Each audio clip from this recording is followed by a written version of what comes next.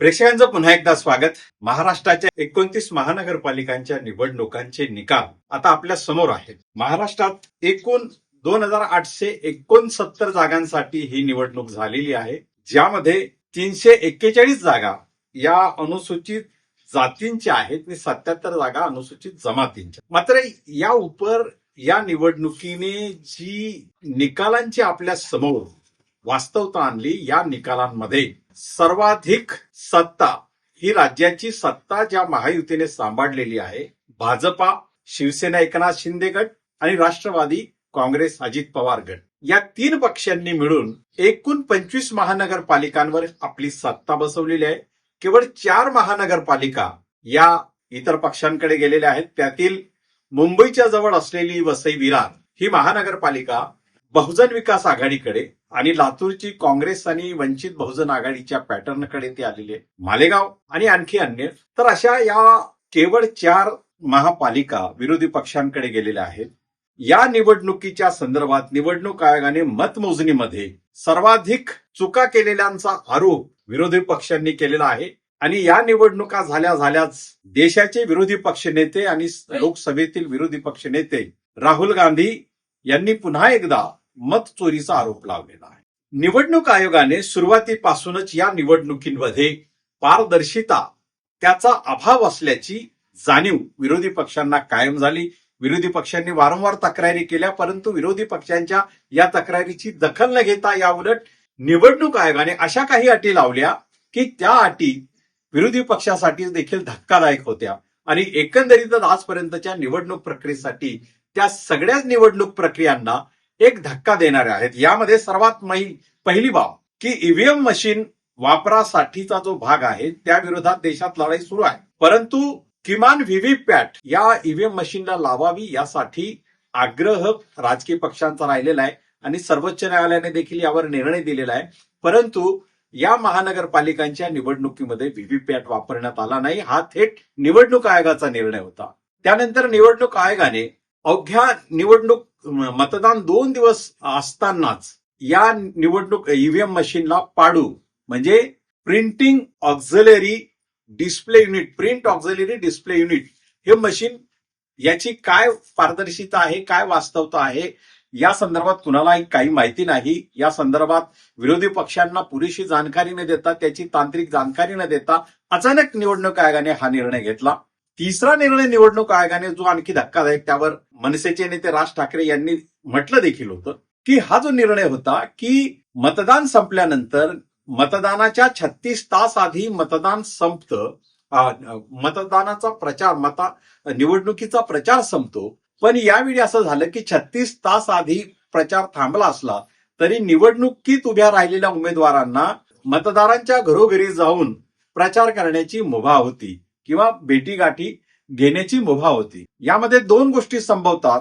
एकतर हे जाणं हे अर्थपूर्ण असेल का, हा एक त्याच्यातला भाग आहे, आणि दुसरं आणि त्या संदर्भात आणखी एक महत्वाची बाब जी आहे की निवडणूक आयोगाकडे ज्या ज्या तक्रारी विरोधी पक्षांनी दिलेल्या आहेत त्या संदर्भात कोणतंही निरसन करायला निवडणूक आयोग तयार नव्हता. राज्य निवडणूक आयोगाचं फक्त एवढंच म्हणणं असायचं की आम्हाला केंद्रीय निवडणूक आयोगाचे जे आदेश आहेत त्यानुसारच आम्ही काम करतो आहे.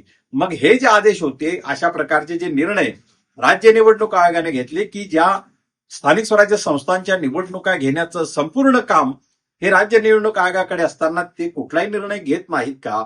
मग नेमकी याचा स्वायत्ततेचा काय नेमका प्रश्न आहे?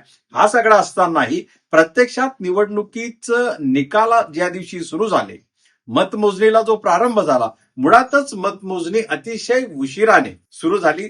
नेहमी मतमोजणी ही सकाळी 8 वाजता सुरू होते, पण यावेळी 10 ते 10:30च्या दरम्यान ती सुरू झाली. दुसरी गोष्ट की मतमोजणी अतिशय संथ गतीने होती आणि या निवडणुकीत मतमोजणी निकाल येण्याच्या आधीच माध्यमांच्या मध्ये जिंकल्याचा महायुतीच्या नेत्यांनीही केला.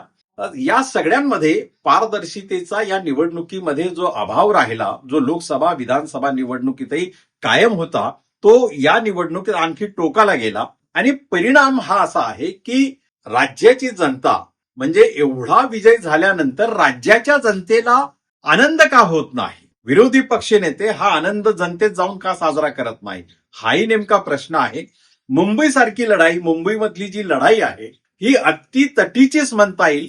कारण संपूर्ण महानगरपालिकेमधील सदस्यांची जी संख्या आहे ती 227 आहे आणि या 227 नगरसेवकांपैकी महायुतीकडे 218, जे त्यांना साधारणतः 214 पाहिजे होतं बहुमतासाठी, ते 218 आलेलं आहे. म्हणजे निम्म सभागृह हे विरोधी पक्षांकडे आहे. तरीही मुंबईची मतमोजणी रात्री 10-11 वाजेपर्यंत पूर्ण झालेली नव्हती. म्हणजे मतमोजणीला एवढा का वेळ लागला हा देखील एक महत्वाचा मुद्दा या निवडणूक निकालांच्या अनुषंगानं आहे. आणि सर्वात महत्वाचं, 25 महानगरपालिका महायुती जर गेल्या असतील तर देशाचे विरोधी पक्षनेते का असा आरोप लावतायत आणि त्या आरोपांना निवडणूक आयोग का योग्य उत्तर देत नाही आणि राज्य निवडणूक आयोगाला राज्यातील पक्षांनी जे प्रश्न विचारले त्यांचंही शंका निरसन राज्य निवडणूक आयोगाने का केलं नाही, हे सगळे प्रश्न गंभीर आहेत. आणि अशा गंभीर वातावरणात राज्याच्या 25 महानगरपालिकांमध्ये राज्याची महायुती पुन्हा सत्ता स्थापन करते आहे. स्थानिक स्वराज्य संस्थांमधले अधिकार, राज्याचे अधिकार आणि केंद्राचे अधिकार एकवटल्यानंतर जो क्रोमिक कॅपिटलिझमचा खेळ या देशामध्ये एक दोघांच्या उद्योगपतींसाठी जे लाल कार्पेट जे अंथरण्यात येतं आहे त्याला प्रचंड वेग येईल का, ही शंका लोकांच्या मनात आहे. लोकांचे प्रश्न शिक्षण, आरोग्य, बेरोजगारी या सगळ्या प्रश्नांभोवती आणि महागाई हे प्रश्न लोकांना छळत असताना केवळ लोक पैसा घेऊन मतदान करता आहेत का?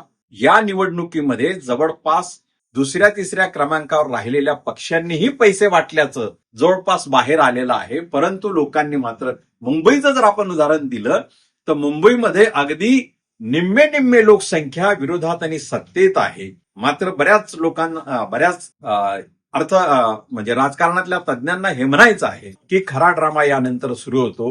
पक्षफोडी किंवा आयात जी आहे, म्हणजे जे बहुमत 218 पर्यंत आहे, वास्तविक भाजपा जशी केंद्रामध्ये पूर्ण बहुमताने सत्ता आलेली नाही तशी मुंबईमध्येही पूर्ण बहुमताने सत्ता आलेली नाही, राज्यामध्येही त्यांची पूर्ण बहुमताने सत्ता नाही. ह्या सगळ्या गोष्टी जर आपण पाहिल्या केवळ भाजपाची, तर वास्तव हे दिसतं की महाराष्ट्र, देश आणि मुंबई आणि सर्व महानगरपालिका एवढी दीर्घकाळाची सत्ता केंद्रात असतानाही, राज्यात असतानाही संपूर्ण महानगरपालिकांमध्ये लोकांमध्ये आनंदाचं, उत्साहाचं वातावरण का नाही, हा प्रश्न या निवडणुकीत महायुतीच्या विजयाच्या निमित्तानं निश्चितपणे लोकांसमोर आहे. तर बघूया आपण या सगळ्या निवडणुकीनंतर लोक अधिक भीतीत आहेत का किंवा लोकांना अधिक भयप्रद वातावरण वाटतं आहे का, नेमकी काय स्थिती आहे हे आपल्याला येणाऱ्या काळात निश्चित स्पष्ट होईल. परंतु या निवडणुकीमध्ये निवडणूक आयोगाची भूमिका ही मोठी राहिलेली आहे.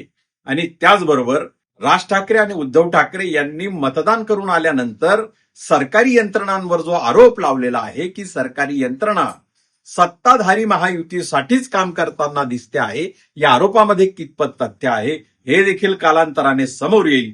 परंतु या निवडणुकीमध्ये जी शाई लावली गेली ती मार्कर पेनची आहे.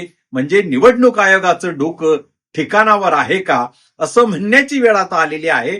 त्यामुळे या काळ्या शाहीने लोकशाही संपुष्टात आणली आहे का असं विधान सरसकट लोकांच्या मनात निर्माण झालेलं आहे. हे विधान पुसून टाकण्याचं आव्हान महायुतीचं सरकार कसं पेलेल हे आपण येत्या काळात बघूया. धन्यवाद. हा व्हिडिओ आपण ऐकला तर शेअर करा, लाईक करा आणि आमचं चॅनल सबस्क्राईब करा.